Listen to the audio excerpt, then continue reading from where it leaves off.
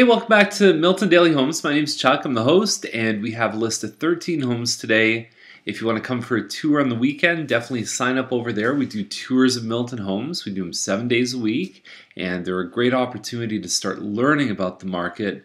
Not necessarily to find the perfect home, although it has happened in the past, but it's more just about what kinds of homes are in my price range. You can actually see the inside because they look a lot different in person than they do online. Okay, so 1180 Bernard starts us off. It's $315,900. There's another one that listed on McDowell at $315,000 yesterday.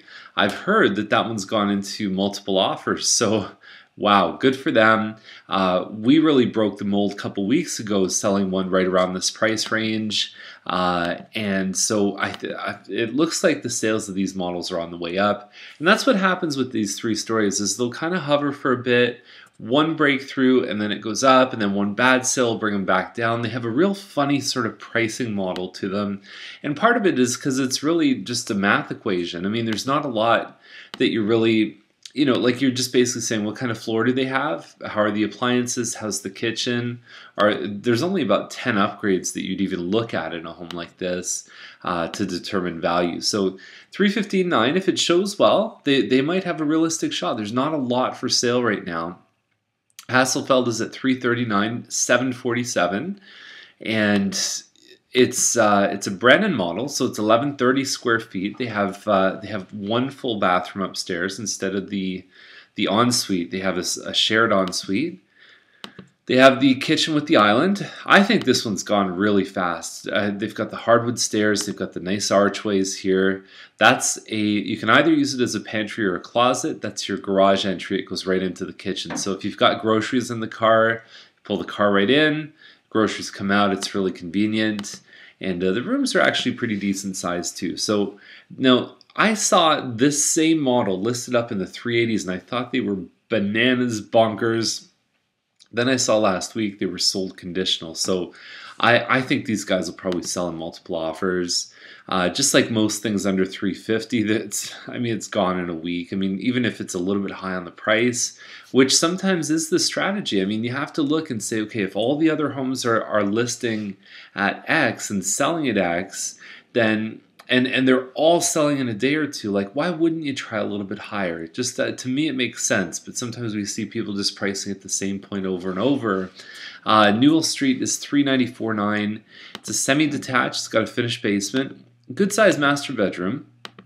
And so the layout of this one, it's not very open concept. This is the whole back of the house. If you can imagine the back, and then there's an entrance on the side, and then the kitchen is the room ahead of this on the floor plan. So they kind of have changed the order up of the pictures, but you'd walk down the front hall, and then your kitchen would be here, and then where the photographer stands, if you turn to the left, he or she turn to the right, they would see the family room sort of just over beside them. So that's how the floor plan works out.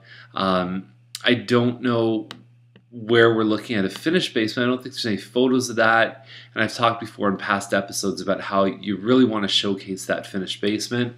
It has a lot of value, so you'd want to devote one of your 9 pictures instead of a spare bedroom or something like that. One of those 9 pictures, in my opinion, should always be that finished basement. Same with green space. We see homes that in the description we see green space, but it's not overt, and people are going to pictures first. Your first showing is online, and it starts right with the pictures.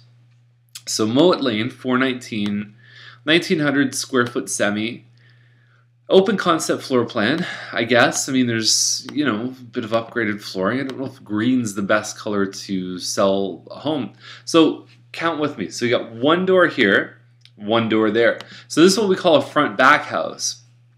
And if you look at, so this is the one front door. This is Mowat Lane. Okay, so there's Mowat Lane right there. Kind of long, narrow homes, so they do feel a little bit choppy to me. And then if you go on the other side, which is basically Main Street, you've got this little small fence. It's like a 4-foot fence because I think that's all you're allowed to do. And so the privacy factor isn't always there. Look at this. You've got 4 lanes of cars coming right by you, and big trucks, middle of the night. It's not the ideal location in terms of traffic and noise and all the rest of it. Now, if you go a little further this way, what you can see is just in the distance. I mean, you could walk to the GO train in probably 10 minutes. The Center for the Arts is there. There's a Starbucks there. You've got the arena. There's all kinds of things that you can do close by. So the walk score on this one's very high, but I don't know. I really don't like the location. I find it very difficult, these front back homes. I've probably burned all the bridges for ever listing a home like this ever again. But, you know, I got to be honest, I wouldn't choose this for myself. I'd feel uneasy about having a family member or a close friend living there. So that's how we treat all our clients, is the same way. So anyhow, Wixon Way, 422. And besides that, 1,900 square foot semi, even if it didn't have that locational drawback, is 419 is still a little ambitious. So for Wixon Way is 422, 1,800 square feet. And give the photographer a raise on this one. Terrible, terrible, terrible. Anyways, whatever. It's probably not going to sell. Landsborough, 429.8. Got a semi-detached around the same price range. But they're getting higher. They don't have appliances. Like, I'm not thrilled with this stuff. You look at Vaughan Court here, 445. Like, what does it have? Like, there's no photos inside. It's a 3-bedroom semi-detached for 450. I don't know. I just don't see it. Schreier is 479, 888. We've got a Spirit Plan 4. It's 1,835 square feet. Front room, so this room can be a great place for an office. Even upgrading those builder light fixtures makes a big difference, and it's not that expensive to do. It's one of the great upgrades that we suggest. You'd walk through your dining room, you get to your family room here, and then you can see how the kitchen interacts. There's actually a really good shot. It's a good looking kitchen too. There you go. So that's what you see when you're cooking food. You can see the television, you can have your guests here, you can have your dining room. And you've got that main floor office, and it's a 3-bedroom. There's laundry upstairs. The counter's been upgraded. I think these guys are going to do well. These ones were selling, actually worse models were selling at $475 a couple months ago, and we've seen a good appreciation. So these guys are going to be gone probably in a week. It's a good listing.